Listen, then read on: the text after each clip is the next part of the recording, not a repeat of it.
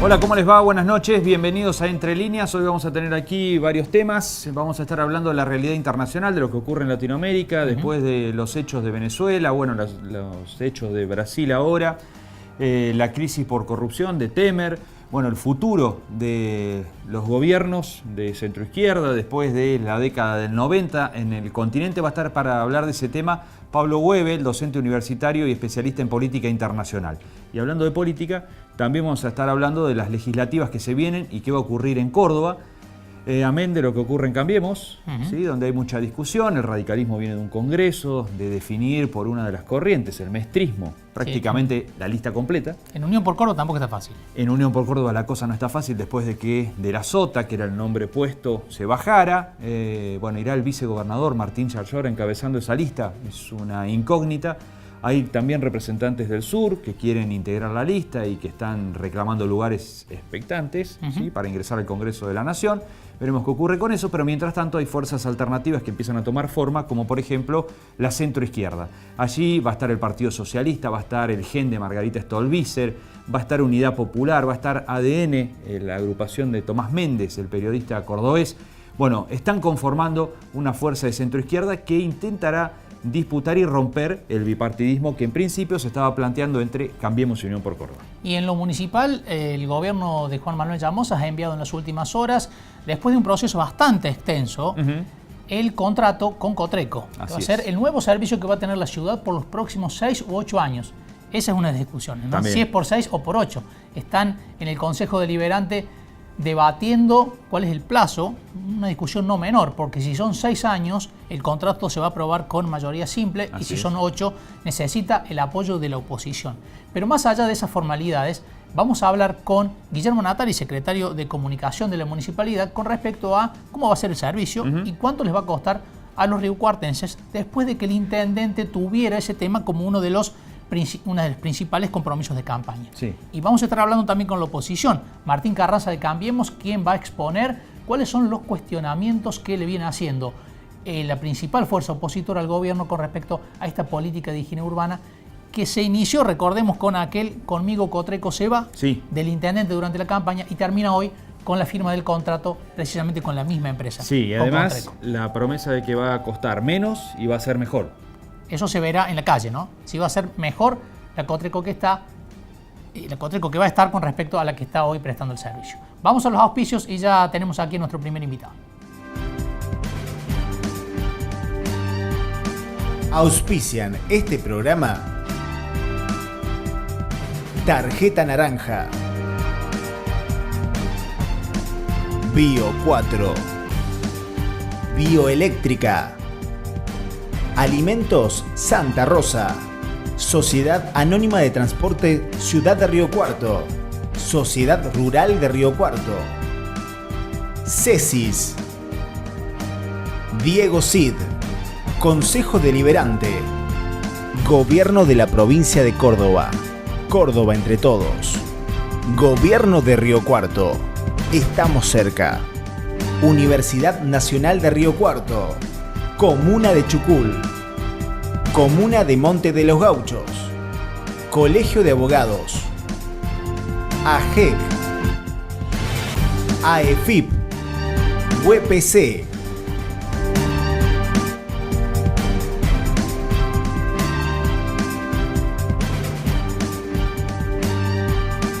Seguimos en Entre Líneas, ya está con nosotros el docente universitario, analista de política internacional, Pablo Webel. Pablo, gracias por venir. Por favor, el orgullo es para mí que ustedes nuevamente me inviten.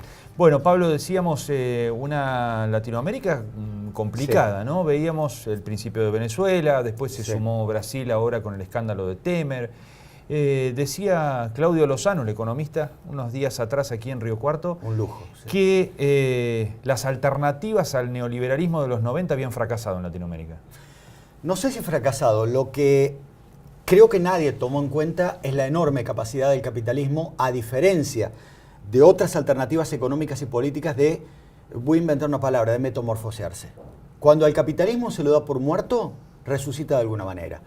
Primero fue la muerte del mercantilismo, aparecen Adam Smith, David Ricardo, se produce la crisis de 1930, el capitalismo toma herramientas de Lord Keynes, que en realidad no fue el gran salvador de la economía capitalista, sino que fue la Segunda Guerra Mundial. Luego tenemos el periodo a partir de la Segunda Guerra Mundial, donde hay un control político de las Naciones Unidas, financiero del Fondo Monetario, económico del Banco Mundial, comercial por parte del GATT, que luego se transforma en Organización Mundial de Comercio.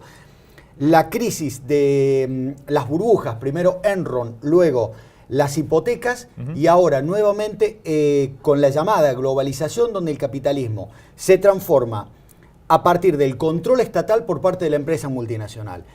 Y ahí hubo una alternativa política que en América Latina, gobiernos que hicieron bien los deberes desde los bancos centrales, estoy hablando de gobiernos progresistas como el de Evo Morales, como el de Néstor Kirchner, no hablo de Cristina, Néstor Kirchner, que gobernó con superávit, Correa en Ecuador y el primer mandato y medio del presidente Chávez, que gobierna con un barril de petróleo a $140. Un récord. ¿Qué pasa ahí?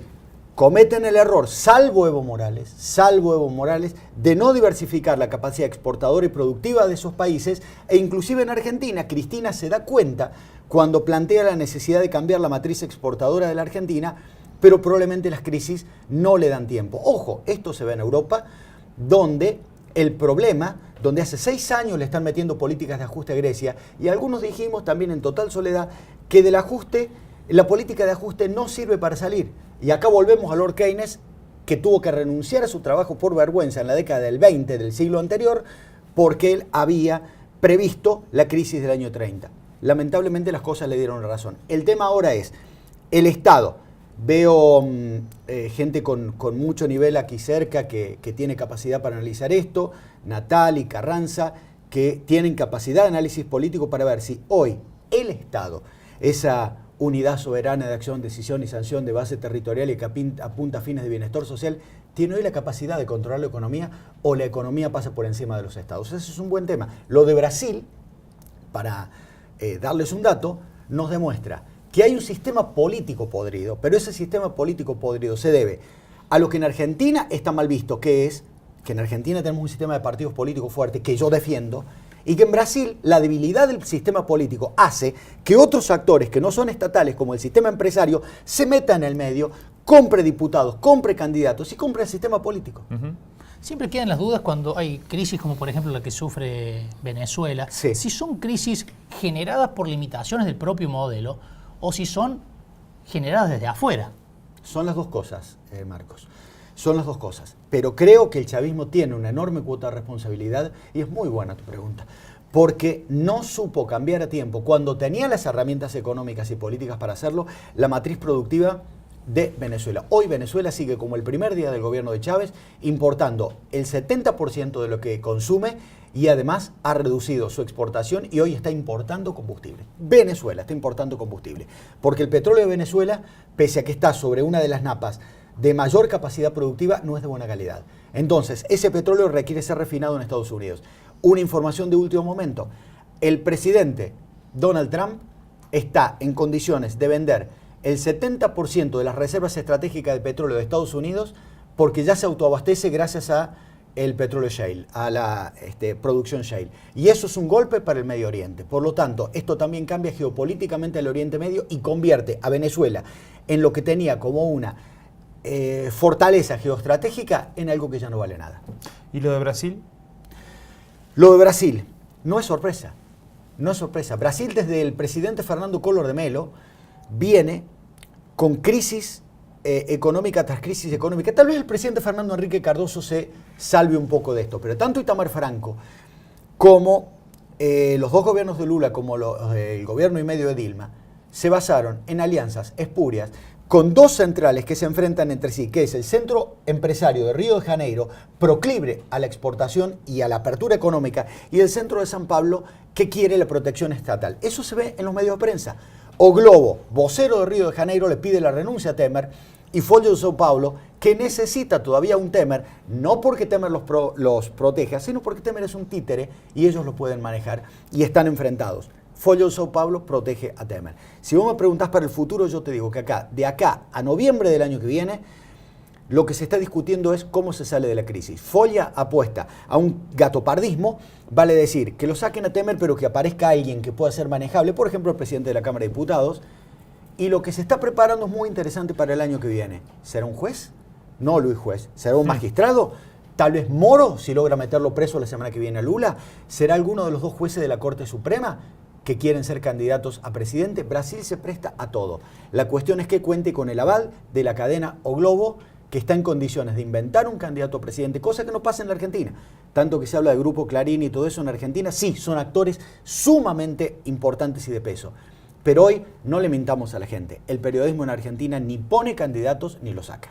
Y Pablo, ¿cómo se sale de una crisis política institucional como la que tiene Brasil? Porque uno tiene la impresión de que se va a Temer. Sí. Los que vienen tienen tanta sospecha de corrupción, de manejos oscuros o más que los que tiene Temer, Cunha, Lula. No hay secretos. Cuando tenés todo podrido como sistema. Es fortaleciendo el sistema político. Yo creo en los partidos y te digo lo que una vez me dijo un senador en Estados Unidos. El senador Lugar, que había sido precandidato presidencial y pierde con Ronald Reagan. Richard Lugar, un senador republicano por Indiana, estuvo 7 mandatos en el Senado de Estados Unidos. Cuando yo le pregunté la experiencia de ellos en votar a los jueces, y me dijo, yo no puedo hablar de ese tema, lo que le voy a decir es que la experiencia del gobierno de Estados Unidos es que mientras más gente participa y se involucra, menos posibilidades hay de corrupción. Entonces, si dejamos la elección de los jueces en 7 personas, si dejamos la elección de un grupo de personas cada vez en menos gente que se involucra, y la corrupción va a ser mayor.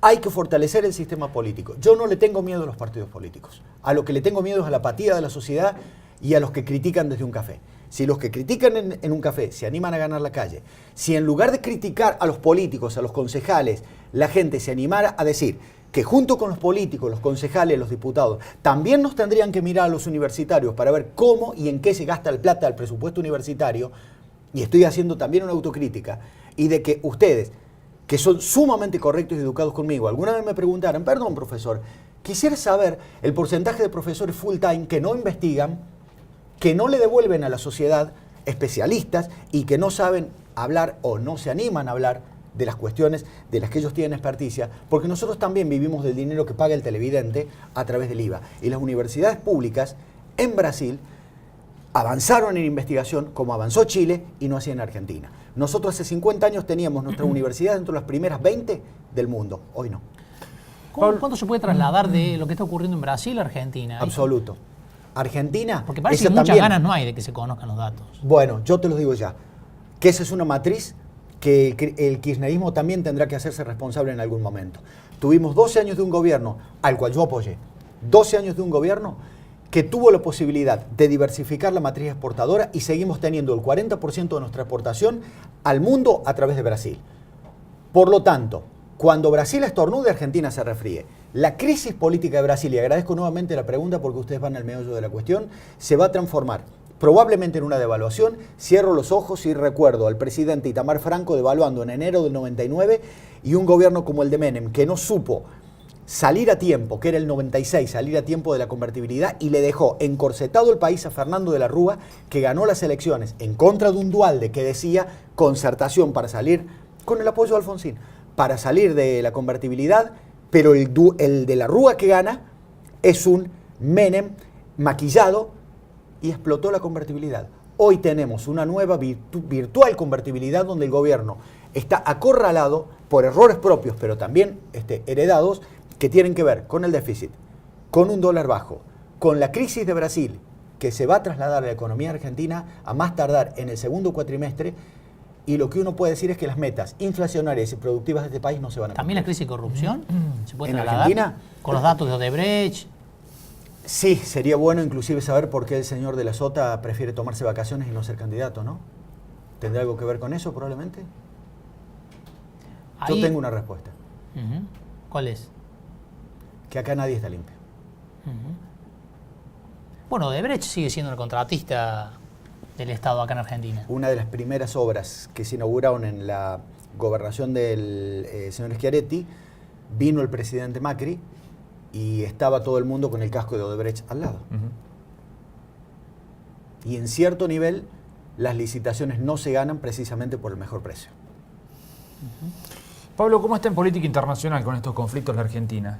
Está mal ubicada. Macri fue uno de los primeros en correr a mostrarse al lado de Temer en su momento, ¿no? Ese es el segundo El tercer grueso error. El primero, haberse jugado por Hillary, que eso lo puede hacer Pablo Webe, que no existe.